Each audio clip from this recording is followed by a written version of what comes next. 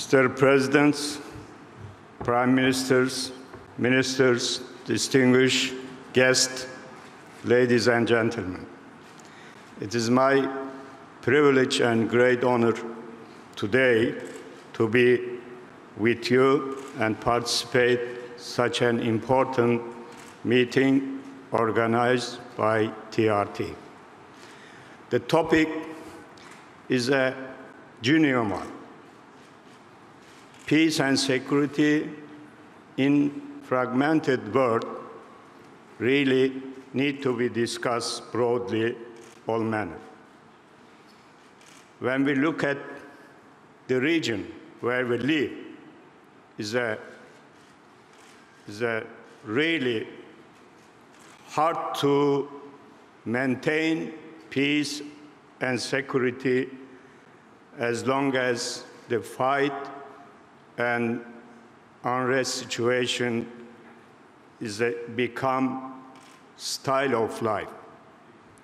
So I think during these 2 days, all over from the world, all specialists, NGOs, political figures, those who very much want to support, want to say something to bring up peace and security to our global world, to our people. I think this effort will be very much supportive to reach our goals. Anyway, ladies and gentlemen, for English, enough. My English not enough to go further. For me, it is good to proceed with my native language, Turkish. Hoş geldiniz. Sefalar getirdiniz. Welcome all. Dünya şehrine. Welcome all to the global city of Istanbul. Istanbul is a city that unites 3 continents, and water runs at the heart of it, and Istanbul is regarded to be an open-air museum. Welcome all. I'd like to congratulate TRT for organizing such an important event and discussing such an important topic for hot debate. All around the world, we know that this is a crucial problem, and when TRT brings together people who are concerned about the current situation on the globe, I'd like to congratulate TRT for enabling this. It's great to see that the participation is great. Previous President of Afghanistan, Mr. Karzai, is with us. Welcome, sir. Former President and Prime Minister of Lebanon, Mr. Signora, is also with us. Welcome. Former President of Croatia, Mr. Pilosovic, is also with us. It's also great to have you here. Board Brande is also with us. We have President of Red Cross, Mr. Francesco Rocco, and many more experts and specialists and writers and political leaders and opinion leaders are with us. Dear friends, envisioning peace and security in a fragmented world. This is our theme. This is a very important theme. All participants here, all participants that are gathered here are in a city where more than 600 years brotherhood and peace dominated. It is indeed meaningful, even more meaningful, that this topic is discussed in a city which unites 3 continents. Well, there's a saying in Turkish, I don't know how this is translated into other languages, but then again, there's a saying in Turkish that the one who falls from a tree will understand how it feels like when you also fall from a tree. So developing joint solutions to common problems. I am sure that this forum will contribute to the developing of solutions. Challenges and problems are beyond borders and beyond boundaries. We may no longer see these problems as local problems. We have to have a broader perspective. If we do so, we will then not lose any further time, and we will not be suffocated with the details. Yes, our world is full of problems, and particularly our region is full of problems. The historian Ibn Haldun had once said that your geography is your destiny. That is very true. Indeed, each and every geography has its own destiny. And living with that destiny in a specific geography and making sure that these issues and challenges are resolved and that people do not shed tears. This is the responsibility of leaders such as ourselves. Turkey is surrounded by a geography with challenges. Of course, natural extensions of these challenges are directly having an impact on us. Take a look at Syria. It has been more than 8 years that the civil war started, and because of the civil war, the biggest price is paid by some countries, and Turkey is one of those countries. We are paying the highest price, and so does Jordan and Lebanon. 3.5 million brothers and sisters. We have opened our arms, and we have assisted them to survive. However, some countries are having a difficulty in understanding that. You have spent 30 billion, they say. They have difficulty in understanding. They can't understand because when it is about human beings, when it is about ensuring that people survive, money doesn't play an important role. Saving a person means saving the universe. This is our understanding. This is our motto. This is the reason why we do this. All around the world, there is turmoil, and we see that the level of development is not compatible. Natural resources are not shared equally and fairly. There are some advanced countries with state-of-the-art technology, and they have the fastest access to natural resources. And the other countries then are deprived of that. There is this famous poet, Necip Fazıl Kısakürek, a famous poet, Turkish poet, who had referred to this inequality and unfairness in the world in one of his poems.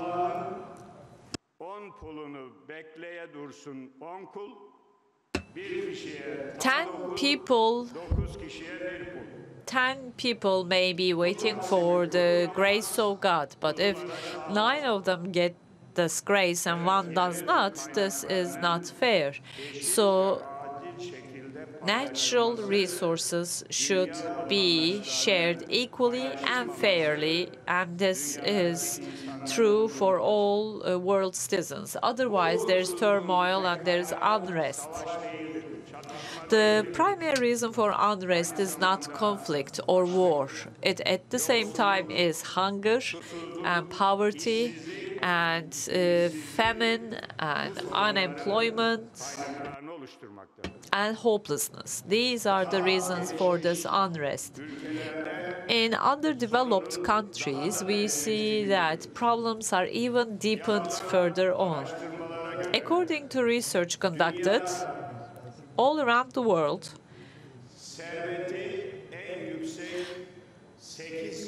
8 people with the highest level of wealth have approximately equal to 50% of the total wealth of the world. These people have more than $420 billion, and this is equal to the total amount required by 3 billion people on the globe. This situation brings along global inequality. This is such a striking example. A similar situation is regarding the countries. Of course, there are some national and international conflicts and dilemmas, and these dilemmas bring along potential risk to accelerate the process and cause further unrest. Distinguished guests, we are all aiming to ensure peace and security in this world, and we all have to make sure that the system is fair and based on justice and equality. This requires cooperation. The first thing that we should all cooperate about is fight against terrorism. Terror and terrorism against a country, against the state, against the religion. So independent from the religion, independent from the ethnic source, terrorism and acts of terrorism should be condemned. Terrorism should not be financed. There should be no monetary aid or financial aid provided to terrorist acts. So wherever you have pain, that's where your heart beats. So Turkey has been feeling this pain for years. For more than 30 years, Turkey has been fighting against PKK terrorist organization, which is trying to cause some ethnic division and separation. They killed animal husbandry, they prevented mining, they prevented farming activities, they even killed babies and old people, and they killed thousands of people, and we as Turkey have been fighting against this terrorist organization. However, unfortunately, we have been unable to get support from many brotherly countries. Well, when there's an accident, people show you the way and tell you what to do and tell you what not to do. These countries that I have mentioned have not supported Turkey as Turkey fought or as Turkey has been fighting against terrorist attacks. But when it is Al-Qaeda or Daesh, then these very countries raise their voices. So they only realize that there's a thief outside when their doors are knocked.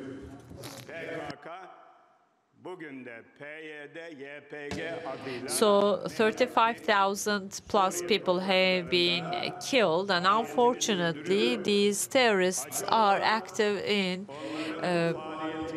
Syrian land and Syrian soil, and unfortunately their activities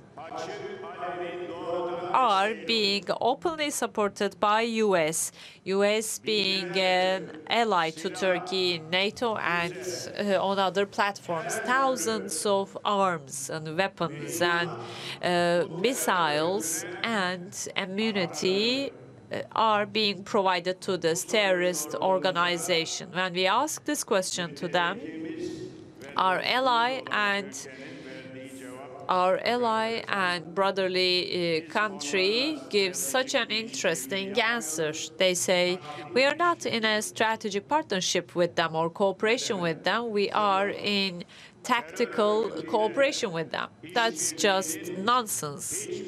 There may be no explanation brought to cooperation with a terrorist organization, dear friends, dear colleagues. If we are willing to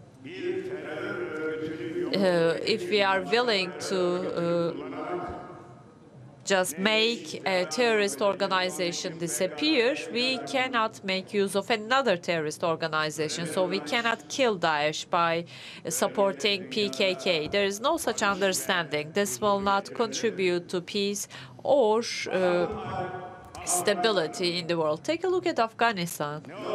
What happened there? They went there to kill terrorism. And what did they do? They have confessed that years later and said that trillions of dollars have been spent in vain. Thousands of people have lost their lives. And we take a look at the situation in Afghanistan. Here is the distinguished president.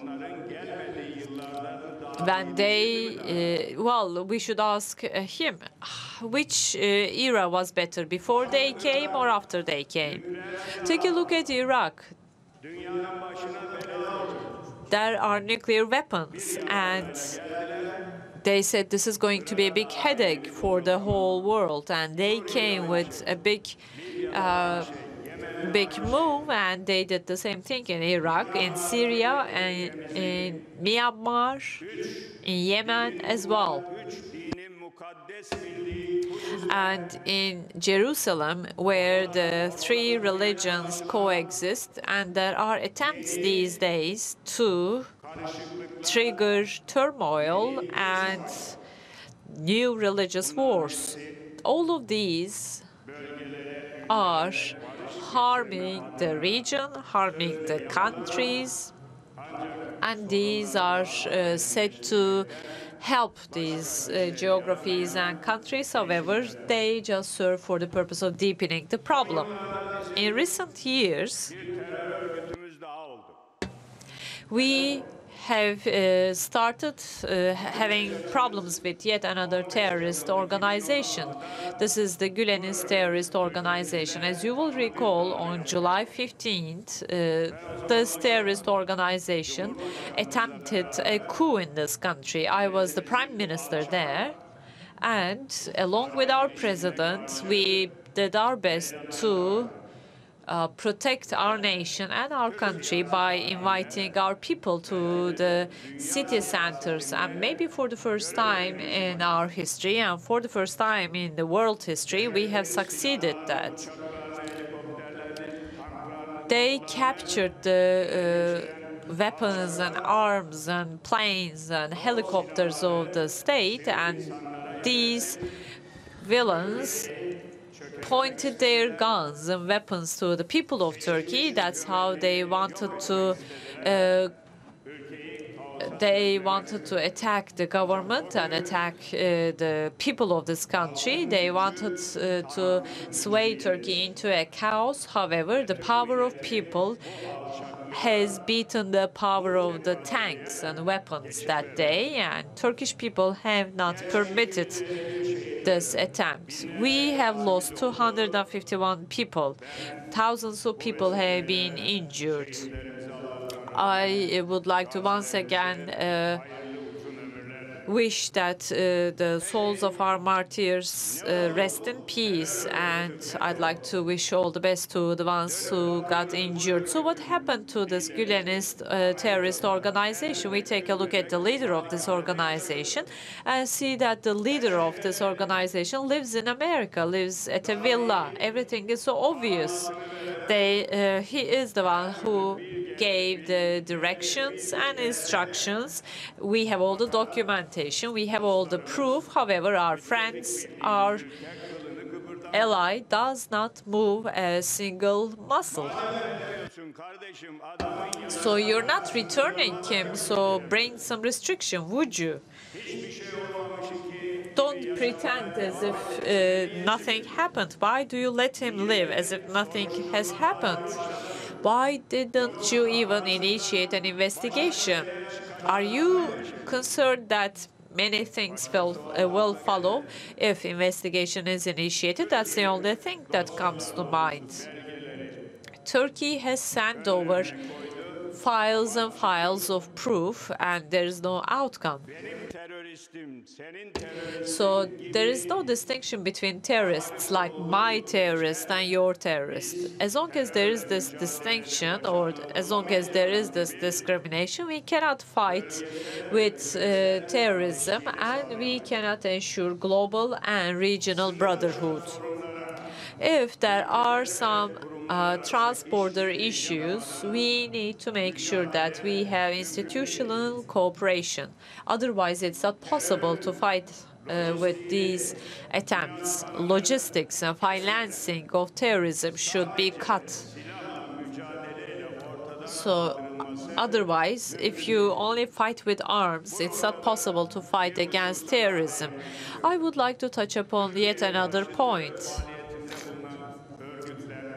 Regarding terrorist organizations trying to harm Turkey, have continuously been complaining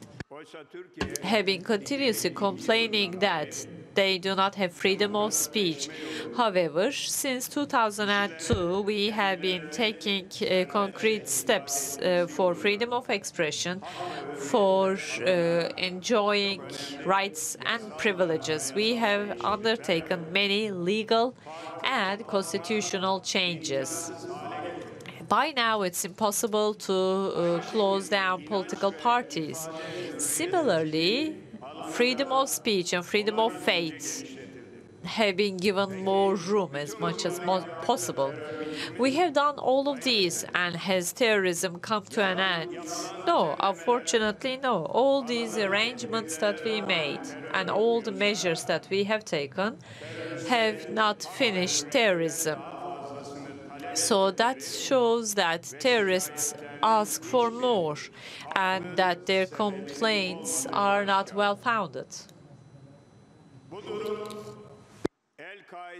This situation is valid for Al-Qaeda and also Daesh. Distinguished participants, world population has reached 7.5 billion people. And in the next 2 decades, 2 billion more will join in. This is what the estimates say. Gross national product is more than $80 billion, roughly speaking. So if we had a fair distribution, $10,000 would be the income per capita, or $10,500. There would then be no unemployment and poverty. Let's put unemployment aside, but there would be no poverty. Poverty would then come to an end. If income is generated and distributed equally, there would be no violence and there would be no wars. It wouldn't be at the same level. When that's the case, there would be no refugee crisis, there would be no illegal smuggling of people. This would be taken to a minimum level. People are not leaving their hometowns and their countries and jumping into an adventure. It's not in vain. It's for a brighter future. People are forced to do that. So people feel obliged to migrate so that they can have a brighter future. You cannot underestimate that. These problems are growing exponentially, and in today's world, unfortunately, we have this unforeseeable.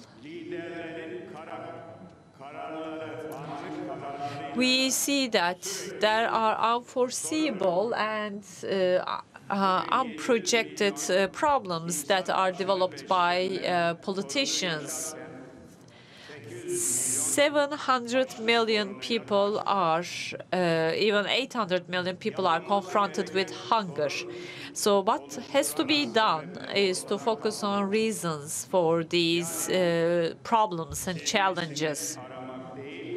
It's not about looking for a mosquito. It's not about trying to catch the mosquitoes. It's instead to stop the mud and stop the generation of the mosquitoes. Well, it's all about status quo. After the Second World War,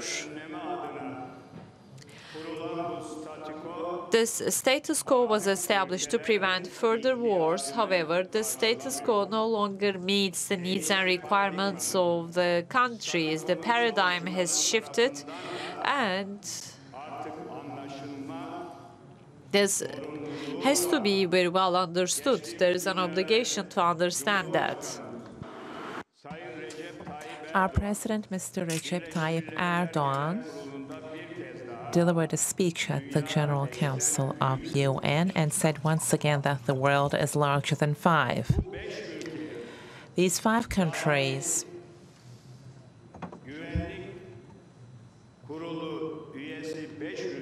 members of the Permanent Security Council.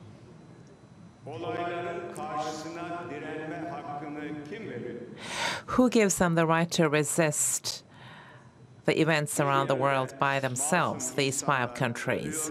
Innocent people die someplace, blood is shed. UN says, let's put an end to this, and somebody raises their hand and says, no. And the file is closed right there and then. This is no sustainable thing.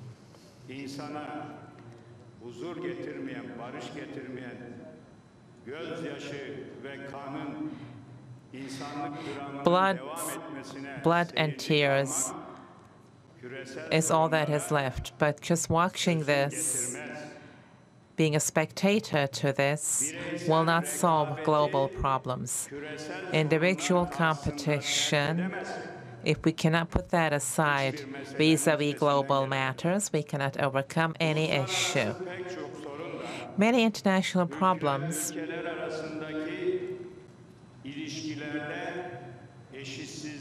is because of the inequality among countries. And at the point of eliminating this inequality, unfortunately, global diplomacy is inadequate. In the example of our neighboring country, Syria, in order to establish peace and security, those who have the power, organizations who have the power to do something, organizations with the power to decide on matters, have remained very inadequate. In Jerusalem, in Palestine,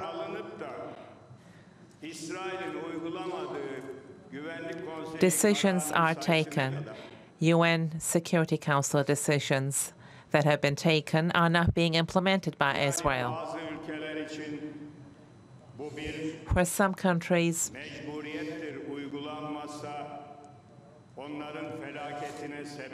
this is compulsory. You're going to say for some countries that these have to be implemented. These are binding decisions. And then when some countries do not implement those decisions, then there's no consequence.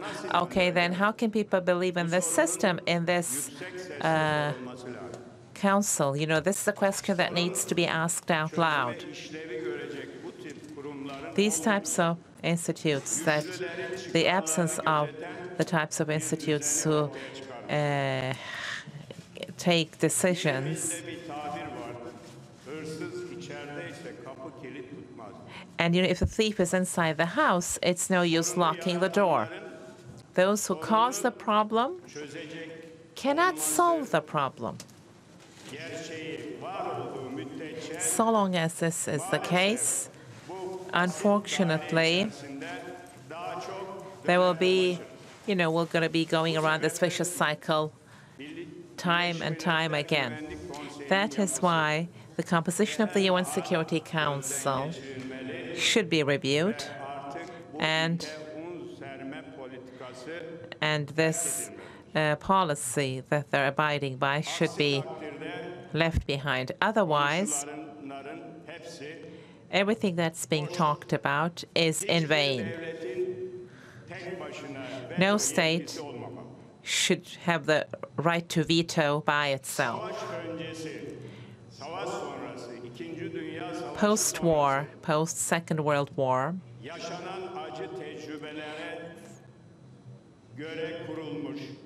it has been founded on the principles of the bitter experiences that have been lived.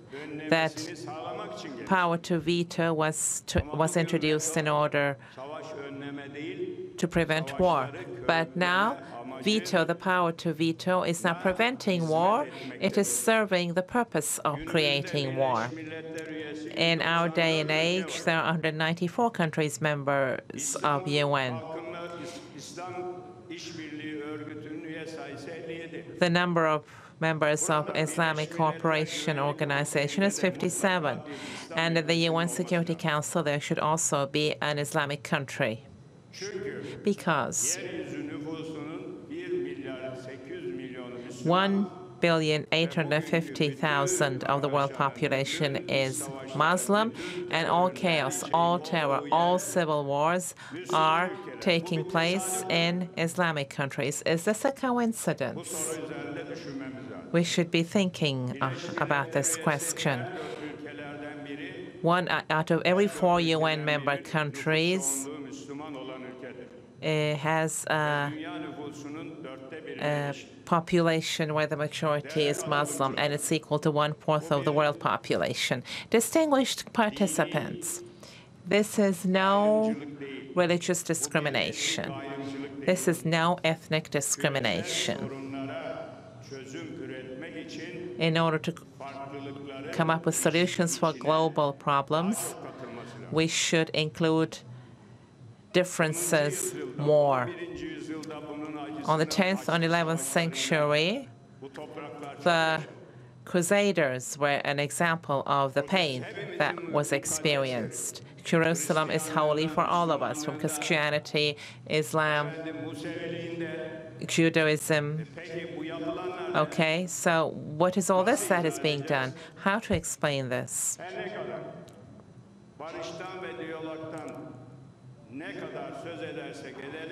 No matter how much we talk about peace and dialogue, the relations of some countries, they make it a tool to perpetuate the problems.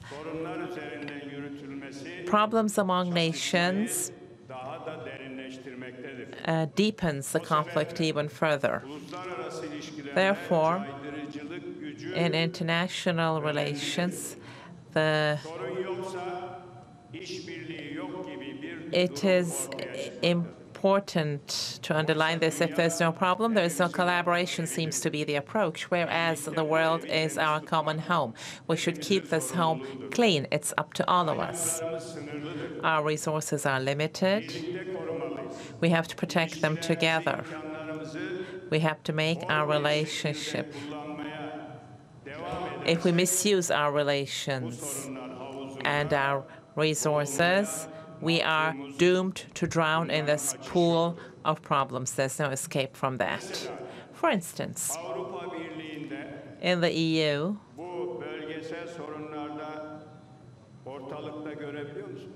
do you see them anywhere in those regional problems? They consist of 28 countries. EU is not sufficiently active in the solution, in the solving of international problems. What do we see? Europe is turning into itself. They're trying not to face the problems, and they are trying to rise the borders. This is what EU is turning into. EU's approach to the problems around the world is far from creating solutions. Economic and social reasons are present, of course. It's the nature of a lot of international problems, and because EU does not make its presence felt, all of these problems are developing even more negatively. Distinguished participants, it's not aliens who are going to be solving the world problems. All of these problems stem from humans. We have to solve these problems and establish peace and security and brotherhood. It's up to us to be able to achieve this. Every problem we cannot solve and postpone turns into a ball of fire which continues to hurt us. While we're at it, racism Islamophobia, these are on the rise around the world. I'd like to touch upon those briefly. Racism and Islamophobia, it feeds the seeds of hatred among peoples. Racism is like fashionable among certain groups. Slogans, symbols, excesses, extremism are being encouraged, especially among the youth. This danger is recruiting young people into its ranks. We should be taking precautions.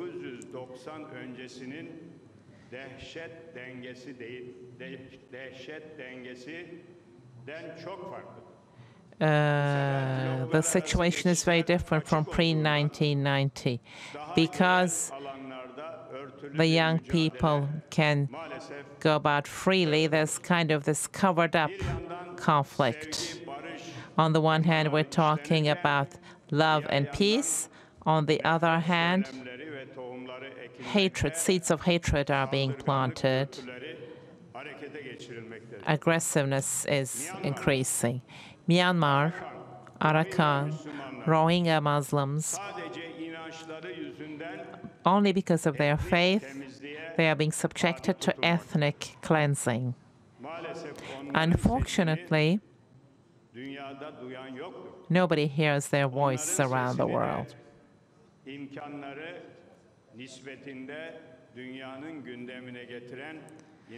It's again Turkey who has done its best to make their voices heard. Such behavior should never be tolerated. Islam is the religion of peace. A Muslim is a man of peace.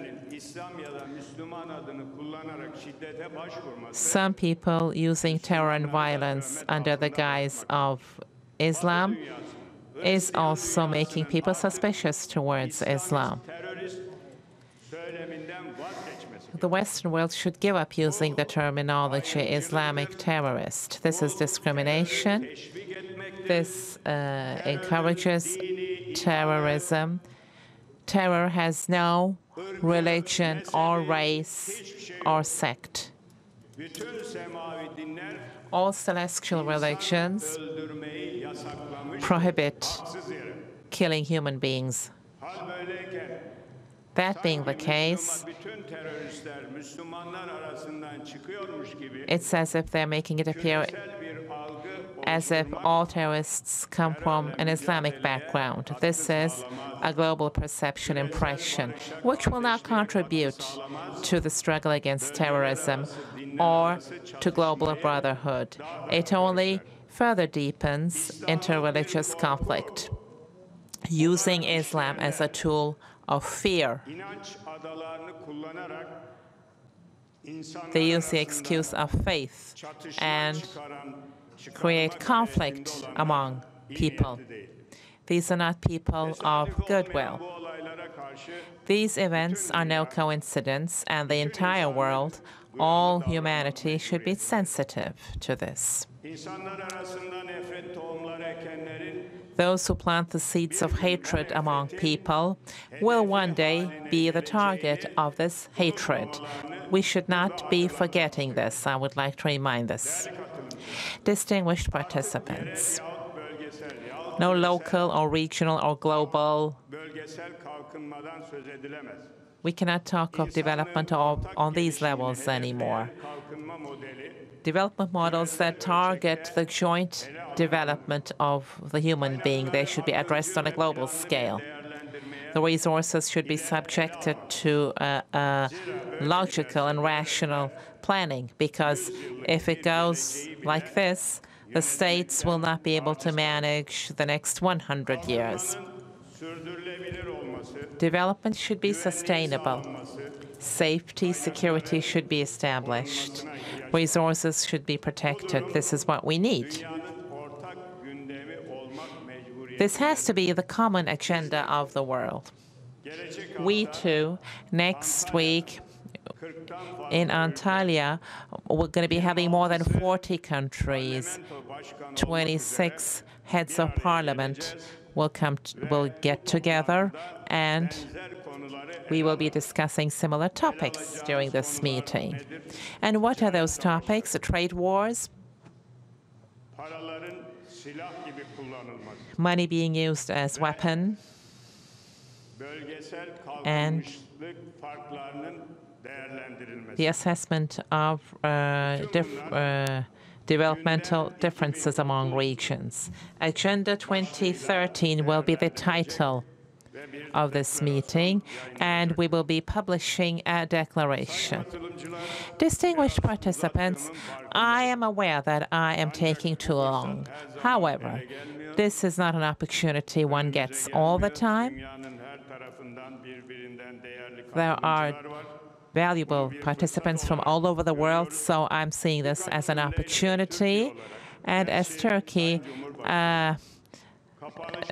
the president will deliver a closing speech and will underline what Turkey has been doing regarding this topic. However, what I'd like to explain is the following.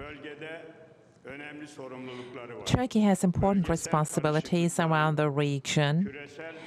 Regional chaos should be prevented from turning into a global instability.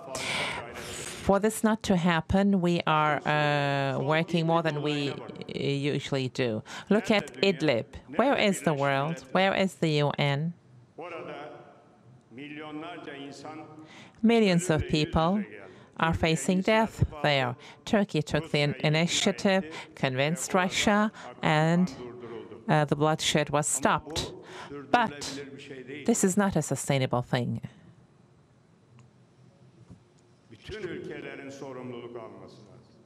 All countries should take responsibility.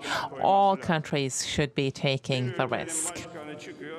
The president of a country goes and says to our neighbor, Iran, I don't like this nuclear agreement, I'm canceling it.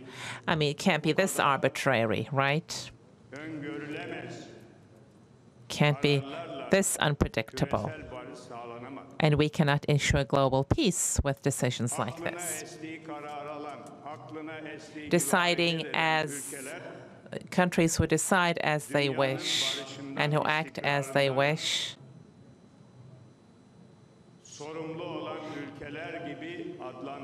cannot be named as countries who are in charge of peace and security. Power means responsibility, not just for yourself, but for the peace of the entire world. You should be behaving more responsibly. And this is what we encountered recently. One day, they said our ministers cannot enter the States. These were ungrounded decisions. Turkey's export goods, additional taxes were introduced on them. Some defense tools and equipment they tried to restrict. Well, can this be?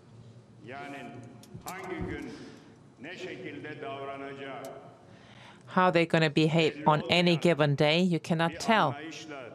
And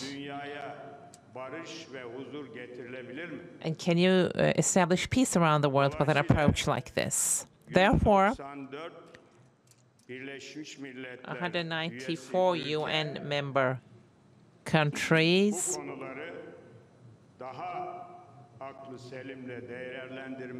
should evaluate the situation and these topics on a more rational level. And again, they should find ways of finding a solution under the UN umbrella without any religious discrimination, without any ethnic discrimination. They should take note of regional differences and realities of the world. That is how we should come up with policies. Remember,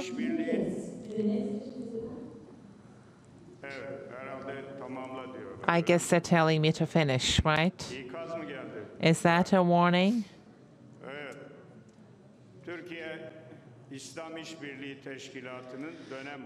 Turkey is the term president of Islamic Cooperation Organization, and the decision was taken to open an embassy in Jerusalem.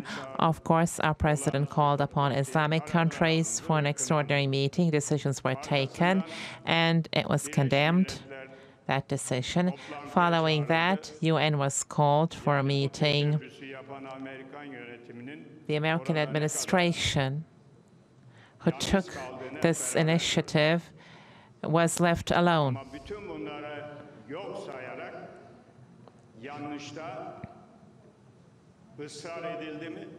But have they insisted on that?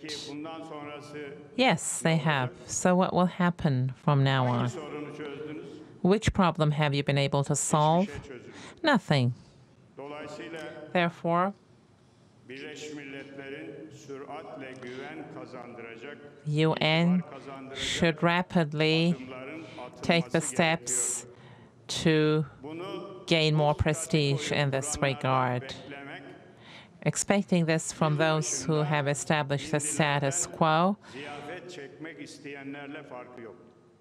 is no different from those who want to eat turkey on New Year's Eve. Other countries should be pushing for this. Countries who are paying the price should be pushing for this, and that's how the matter will be solved. As Turkey,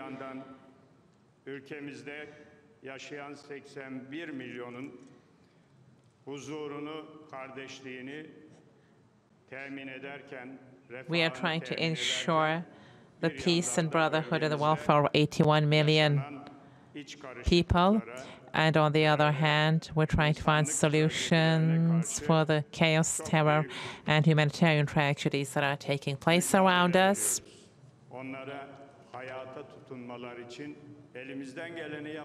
We're doing our best to make people hold on to life. For years, we have been trying to do the same thing in Afghanistan, in Libya, in Lebanon. We have soldiers in the peace force in Africa, same, in Qatar. Again, we played an active role in the crisis in the Gulf region. But of course, here, it's not a matter of one or several countries taking this initiative. All countries, leaving aside short-term interests, they should look for long-term global peace and brotherhood.